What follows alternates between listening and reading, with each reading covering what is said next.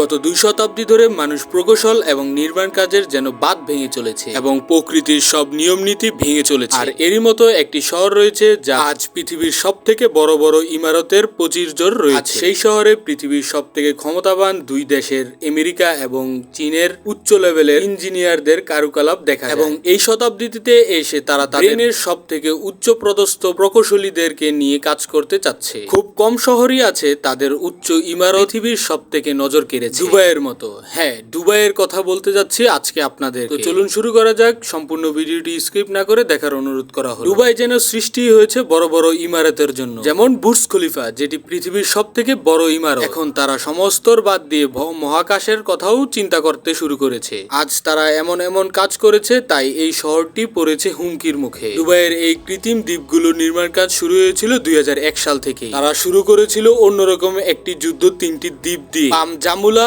পাম জাবেদ আলী এবং ডিডা আইল্যান্ড। এগুলো দুবাইকে উচ্চ বিলাসিতার মানুষদের আকর্ষণ করেছে। এইসব আর্টিফিশিয়াল আইল্যান্ড দুবাইকে বিশাল মুখরিত করে তুলেছে। এই আইল্যান্ডগুলোতে রয়েছে বিশাল বিশাল লাক্সারিয়াস রেসিডেন্সিয়াল এবং কি লাক্সারিয়াস হোটেল, যা দুবাইকে শত শত অর্থ মিলিয়নের যোগান দেয়। এই দ্বীপগুলোর আরেকটি বিশেষ যোগ্য হলো এগুলা স্পেস থেকেও অন্ধকারে সুন্দর দেখা যায়। এইসব থেকে অনুপ্রাণিত হয়ে ধনী আরবেরা আরো অনেক বড় বড় প্রজেক্ট হাতে নেয়। যেমন 2003 সালে শেখ মোহাম্মদ, দুবাইয়ের শেখ, তিনি ওয়ার্ল্ড আইল্যান্ড নামে একটি নতুন প্রজেক্ট হাতে নেয়। ওয়ার্ল্ড আইল্যান্ড তৈরি করতে আরো 300টি ক্ষুদ্র ক্ষুদ্র আইল্যান্ডের প্রয়োজন ছিল। আর এইসব ক্ষুদ্র ক্ষুদ্র দ্বীপ একত্রে একটি বিশ্বমান দৃশ্যের দেখা দেয়। আর যার নির্মাণ কার্য শুরু হয় গালফ উপসাগরে। আর তার দূরত্ব ছিল দুবাই শহর থেকে 4.5 কিলোমিটার। দুবাইয়ের শাসকের এই প্রজেক্ট শুরু করা হয় 2003 সালে সেপ্টেম্বর মাসে। আর এই কর্মযজ্ঞের নেতৃত্বে ছিল নাকিল প্রপার্টিজ। আর ওয়াল আইল্যান্ড তৈরি করতে 321 মিলিয়ন টন বালু ব্যবহার করা হয়েছিল সমুদ্রের বুকে। সেই সাথে মেশানো হয়েছিল 130 মিলিয়ন মেট্রিক টন পাথর। আর এই পাথর দিয়ে